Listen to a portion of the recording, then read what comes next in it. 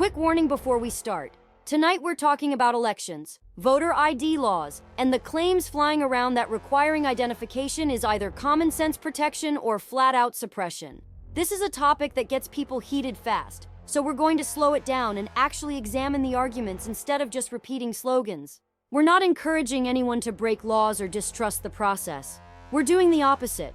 We're going to question both narratives, pressure test the data, and ask whether it's possible to protect election integrity and protect access at the same time.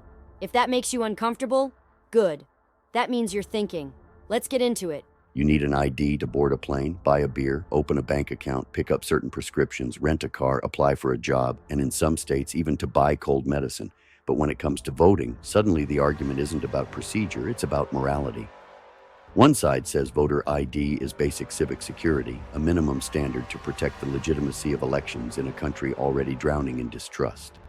The other side says requiring identification disproportionately affects minorities, low-income citizens, and elderly voters who may not have easy access to documentation, and that the problem voter ID claims to fix isn't statistically significant in the first place. So what is this really about? Is this a conversation about racism or about access? Is it about preventing fraud or about building confidence? And maybe the harder question, why does this issue flare up every single election cycle like clockwork, as if outrage itself is part of the campaign strategy? Tonight, we're not shouting slogans. We're breaking this down. Because if half the country believes the system is insecure and the other half believes the system is exclusionary, then the real crisis isn't just voter ID, it's trust. And that's where this conversation starts. All right, let's bring in the crew. It's Thursday, which means the temperature in here is about to rise a few degrees. Because when you say the words voter ID, everybody suddenly turns into a constitutional lawyer with a Twitter account. And as always, we've got the full table ready to go. Brian is locked and loaded tonight, a resident MAGA fire starter. And I already know he's got the "you need ID for everything else" argument chambered and ready to go. He sees voter ID as common sense, civic responsibility, and basic election integrity. And if you don't agree, he's going to ask you why voting should have a lower standard than buying Sudafed. Rachel is here to slow us down, our independent, our pressure tester, the one who asks, okay, but what does the data actually say?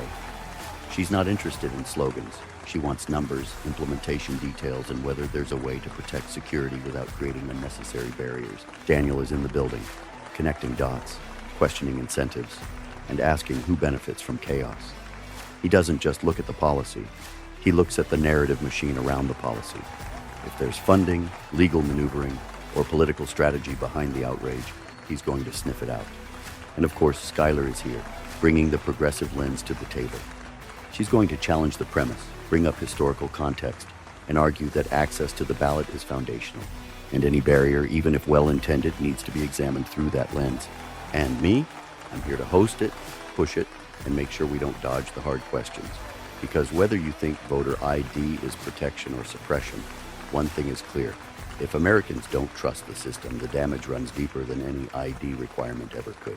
All right, let's dig into this. The argument we're hearing everywhere right now is simple on the surface, but explosive underneath. Requiring a government-issued ID to vote is either common sense election security, or it's modern-day voter suppression dressed up as procedure. There's very little middle ground in how it's being presented publicly.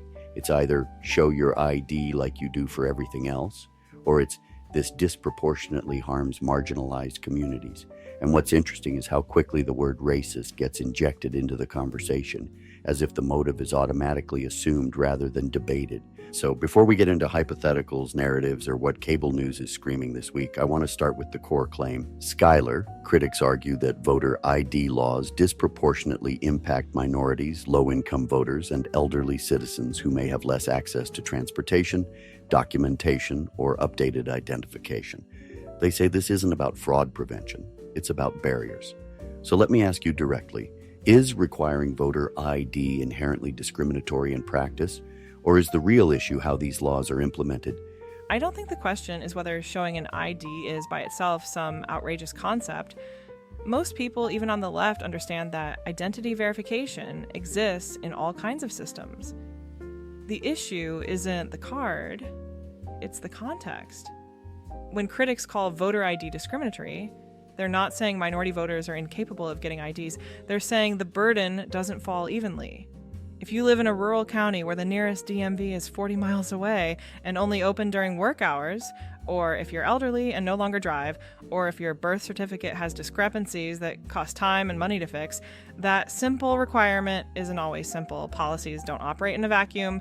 They interact with existing inequalities. And there's also a historical layer here that people can't just wave away.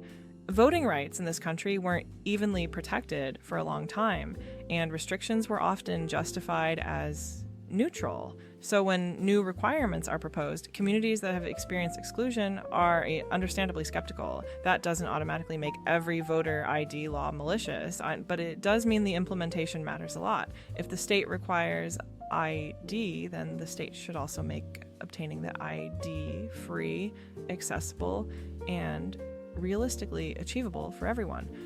Otherwise, you risk solving a confidence problem by creating an access problem. And that's where the distrust deepens instead of fades.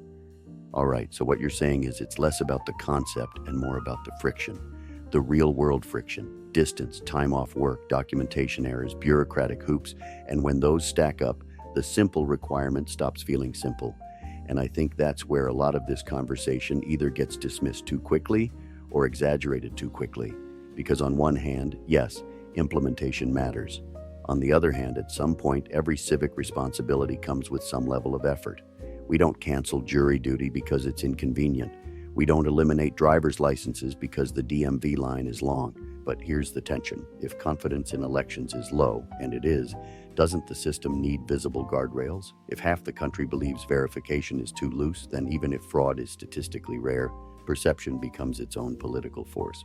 So now we're weighing two things, access and assurance, and somebody is going to argue one of those matters more. Brian, you've heard Skylar's point. She's not saying ID is evil. She's saying the burden isn't equal and the history isn't clean. So here's my question to you. If voter ID is common sense, what responsibility does the government have to guarantee access to that ID is frictionless and free? Or do you think the current barriers are being overstated?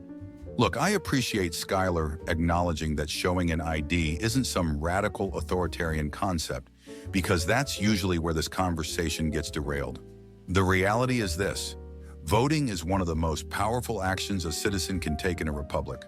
It decides laws, taxes, judges, borders, everything. So the idea that verifying identity before casting a ballot is somehow extreme just doesn't make sense to most Americans.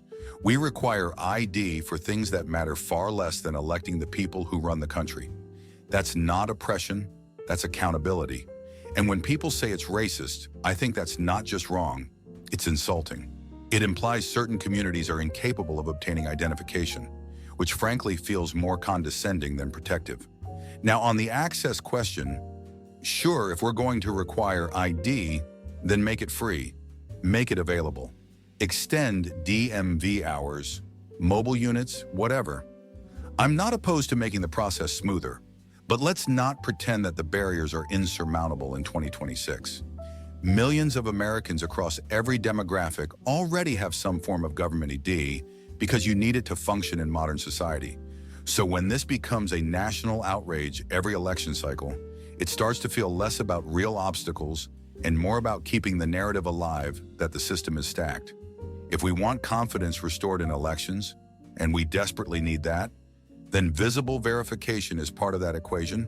Without it, distrust festers, and that's far more damaging long-term than standing in line at the DMV once every few years. All right, so Brian's drawing a hard line. Voting is foundational, so verification should be foundational too. He's open to making IDs free and more accessible, but he's rejecting the idea that the requirement itself is discriminatory, and he's flipping the argument, saying it's actually condescending to assume certain communities can't meet the standard. And that's where this gets interesting, because now we're not arguing about morality, we're arguing about scale and impact. Because here's the question that always hangs over this debate. How big is the problem we're trying to solve? If documented cases of in-person voter impersonation are statistically rare, critics argue voter ID is a solution in search of a crisis. But supporters say the issue isn't just proven fraud, it's public confidence. And perception, whether we like it or not, shapes legitimacy. So Rachel, you're our numbers person tonight. Strip away the outrage and the rhetoric. What does the data actually show in states that have voter ID laws? Do turnout numbers drop significantly? Is there evidence of widespread disenfranchisement, or is this more about how the policy is framed than how it performs? When you actually look at the research, it's more nuanced than either side usually admits. Studies on voter ID laws show mixed results. Some analyses suggest there can be small, short-term drops in turnout when stricter ID laws are first implemented, particularly among low-income voters and elderly populations who may not have up-to-date identification. But other long-term studies show turnout tends to rebound over time as people adjust to the requirements. It's not the dramatic collapse in participation that some activists warn about, but it's also not entirely impact-free. The other key point is fraud. Documented cases of in-person voter impersonation, the specific type of fraud voter ID laws are designed to prevent, are historically rare. That doesn't mean election integrity concerns are imaginary. It just means the scale matters. The debate often shifts from how much fraud is happening to how confident do people feel about the system. And confidence isn't purely data-driven, it's psychological and political. If half the electorate believes safeguards are weak, that perception becomes destabilizing even if the underlying numbers are small. So the real policy question isn't whether ID is evil or sacred. It's whether the benefits and perceived legitimacy outweigh any measurable access costs. And if we're going to require ID, then the implementation has to be airtight. Free IDs, broad acceptance of documents, mobile access in rural areas, and public education. Otherwise, we risk fueling two different distrust cycles at once, one about fraud and one about suppression. And neither of those helps democracy. All right, that's the balance point right there. Rachel's basically saying the sky isn't falling, but the impact isn't zero either. Fraud cases are rare, turnout dips are usually small and often temporary, and the real variable might be perception more than raw numbers. So now we've got something layered, not chaos, not catastrophe, but tension between confidence and cost. And here's what jumps out at me. If fraud is rare, but distrust is high, then the political battlefield isn't statistical, it's emotional. That's where this issue keeps getting weaponized, because perception can move voters faster than spreadsheets ever will. And when both sides believe they're defending democracy, compromise gets harder. So Daniel, let's widen the lens. Every election cycle, this debate explodes like clockwork. Lawsuits get filed, advocacy groups raise money, politicians fundraise off outrage, headlines scream suppression or stolen elections. Who actually benefits from this never-ending fight over voter ID? Is this just policy disagreement, or is there a political incentive to keep the country divided over election rules? You want the uncomfortable answer? The conflict itself is profitable, politically, financially, institutionally. When trust in elections drops, both parties fundraise harder. Advocacy groups on both sides raise millions off fear. They're stealing your vote, versus they're taking your vote away. Legal organizations build entire donor pipelines around challenging or defending these laws. Media outlets drive engagement because nothing spikes clicks like democracy in danger narratives. So even if the policy impact is marginal, the emotional impact is massive, and that emotional spike fuels money and turnout. And here's the deeper layer. Uncertainty is leverage. If a segment of the population doubts election integrity, that doubt can mobilize them. If another segment believes access is under threat, that fear mobilizes them too. Outrage becomes turnout strategy.